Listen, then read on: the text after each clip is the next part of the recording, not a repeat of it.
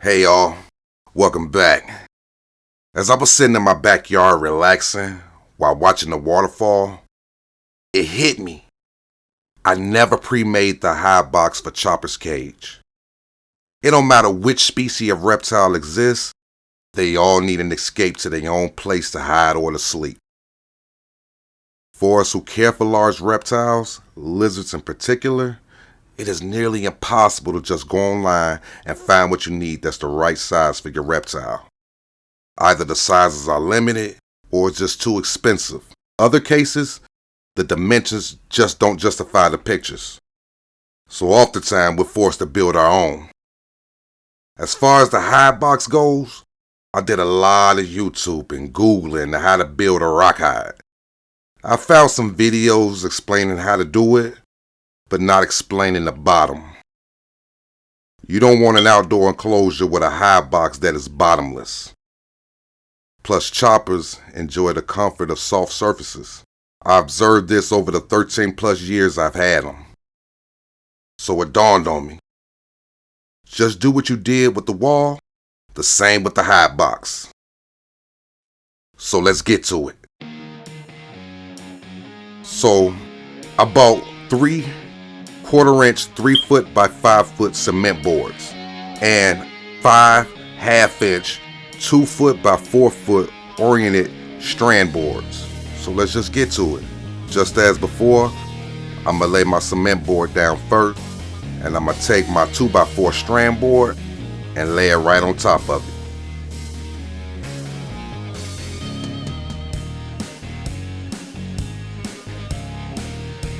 I'll be tracing and scoring my cuts, got my scoring knife, and get down there and start scoring away. I'll be doing this 3 times.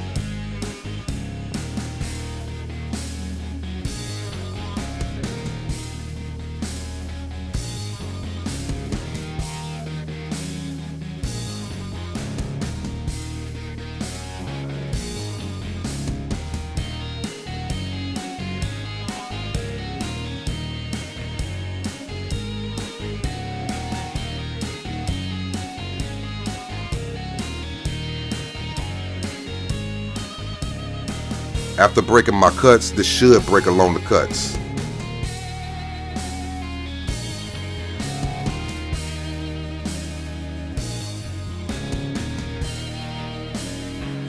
Then I'm going to take the Foss Grizzly grass fern carpet, lay it on top of the wooden board evenly to trace and cut around the edges. This does not need to be perfect, but even enough.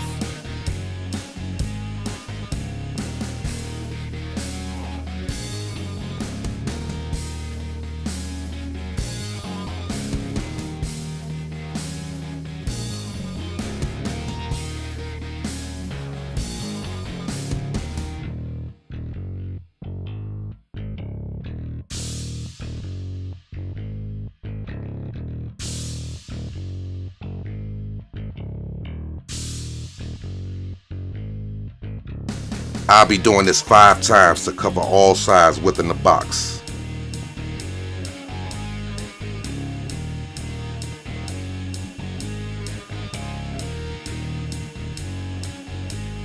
After making the cuts, I chose a staple rather than using nails or screws. Over time, the screws will start to protrude when the wood breaks down. The staples capture better without ripping. I'll be doing this to 4 of the boards. It's a full moon tonight.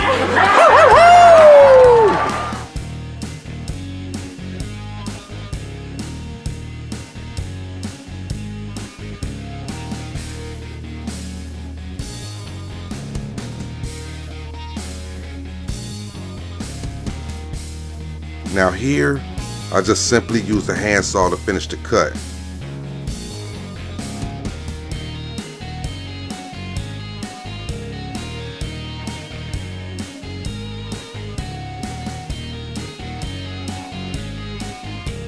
That square scrap, don't get rid of it. It'll be useful later. Now here, I want to cover those jagged splintery areas on the edge of the opening, so I'm going to use strips of the scrap carpet to go over, inside, and around those areas.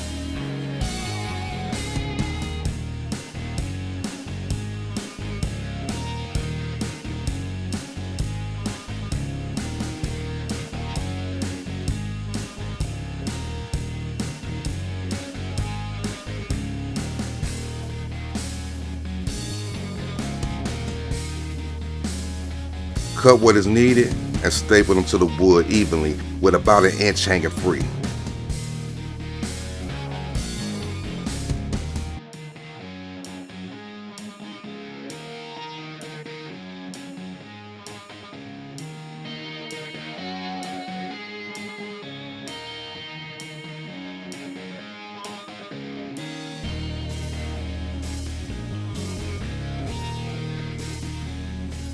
On this particular cut, this is where the opening is going to be. I don't want to completely have the opening exposed, so I'm just making simple slits upon the entry portion. So when he climbs in,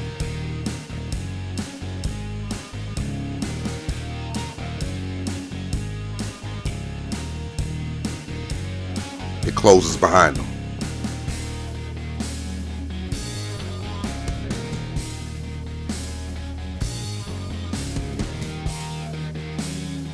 While stapling the carpet to the wood, make sure there are no ripples and it is flat.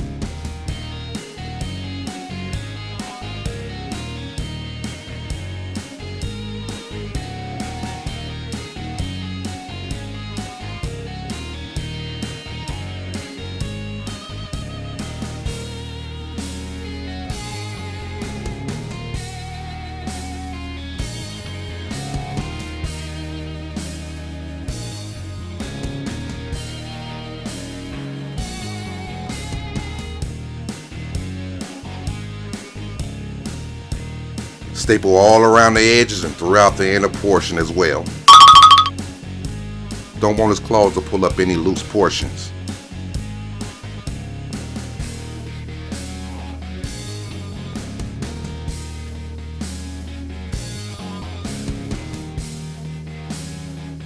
Another pre-cut I did. I took one of the oriented stranded boards and simply cut it in half.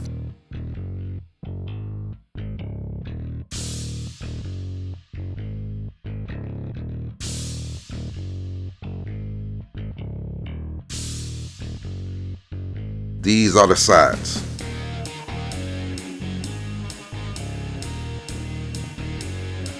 Took the 4-foot long carpet, lined it up over the two halves.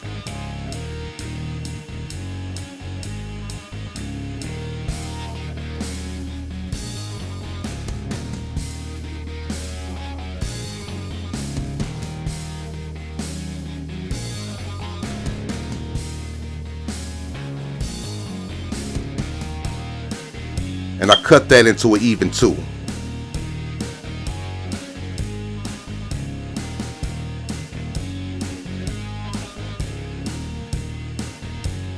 Staple these carpets to the board. Now on to bringing them all together. Here I'll be using 1 1/4 inch construction screws to screw all the sides on nice and tight. The screws are another reinforcement for the carpet that overlays the edge.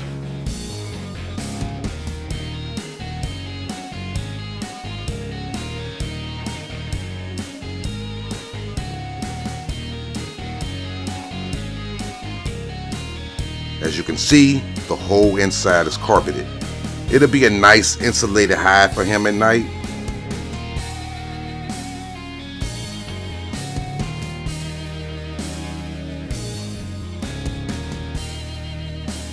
Screw on the top, and then the box is assembled. Flap works accordingly. Off to the next. Here's where that scrap piece of wood is needed. I'll be tracing out an opening on the cement board. I want this to be as perfect as I can get it. Same method, score and break.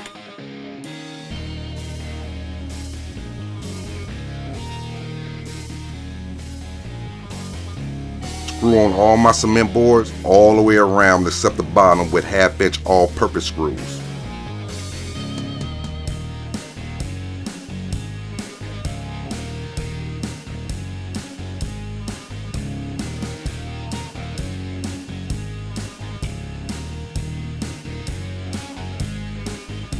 Make sure it's flush with no slack.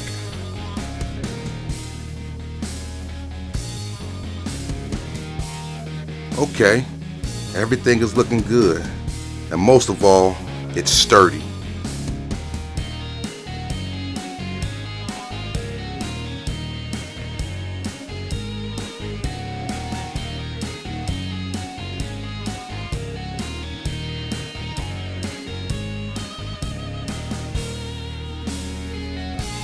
Alright, let's get muddy. I'm using Type S Mortar Mix for the rock effect.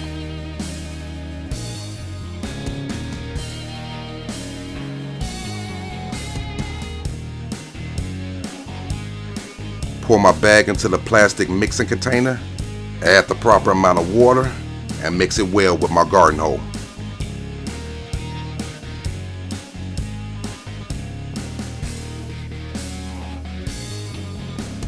And apply my scratch coat. An hour after my scratch coat, I'm just throwing the mud on there. It naturally gave the effect without me hand molding. It took about an hour and a half.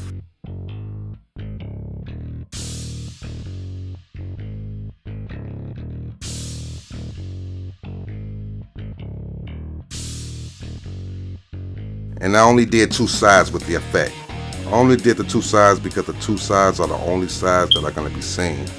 The other sides are against the wall. Gave this 24 hours to dry, and now I'm ready to paint. I'm using charcoal gray metallic acrylic paint.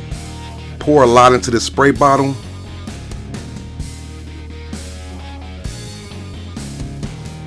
Added 2 times the water amount.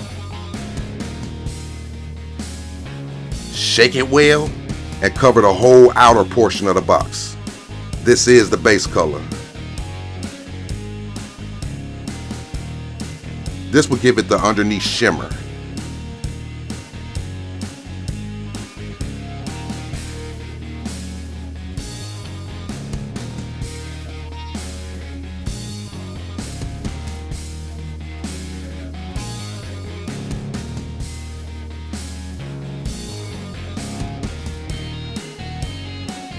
I'm using black to darken.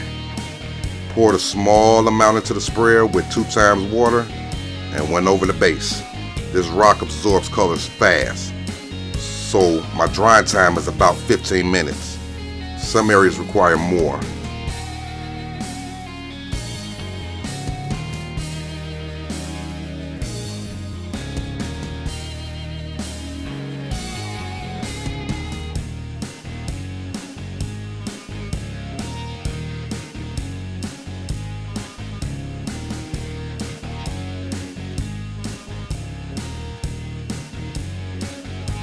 This time is a Marsh green. Same process.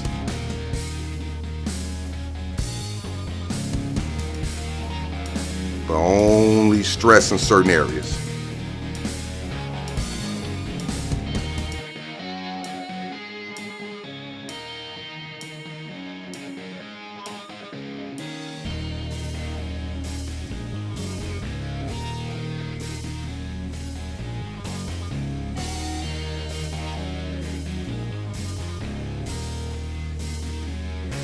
Going back to the blacks to mix some green into the black.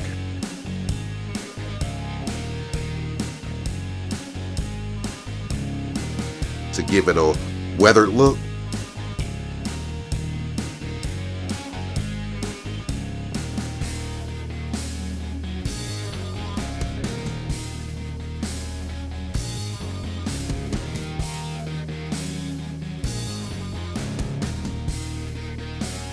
Now the same process with brown to highlight and mix colors to a jungle effect.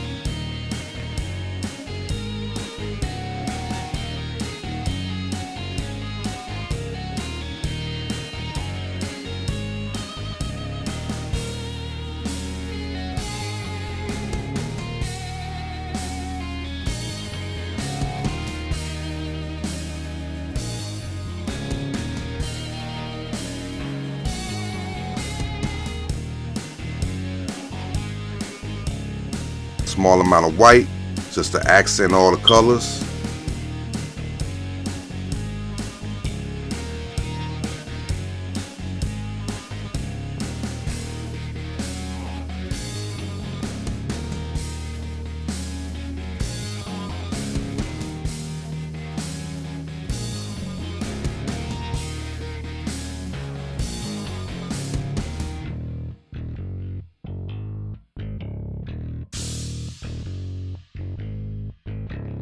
Allow these colors to dry 24 hours. I'm going back to this Rustoleum Paver lock, satin finish for my seal. I really liked how it worked on the wall. Using the scrap wood again to cover the opening, and use my sprayer to cover the whole thing with sealer. Wait 24 hours, apply the second coat.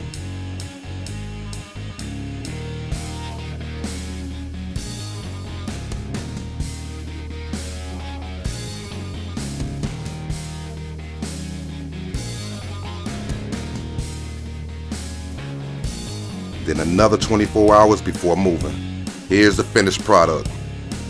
I put this on the makeshift caster stand because this thing is heavy. Everything looks and feels good, but I'ma definitely need the help moving.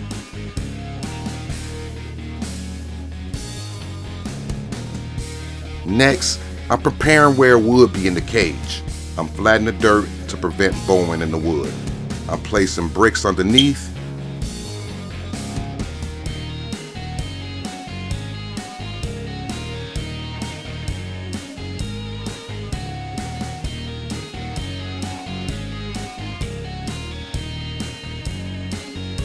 Got some help moving this thing into place because I couldn't have done it by myself.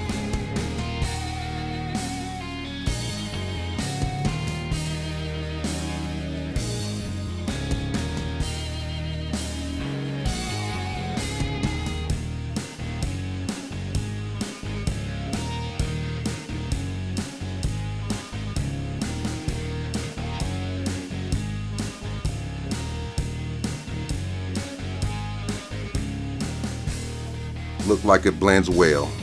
What you all think? Thanks again for watching. Remember to check back for more content. Oh yeah, one more thing. Please learn the difference between a boa and a python. Peace to you all.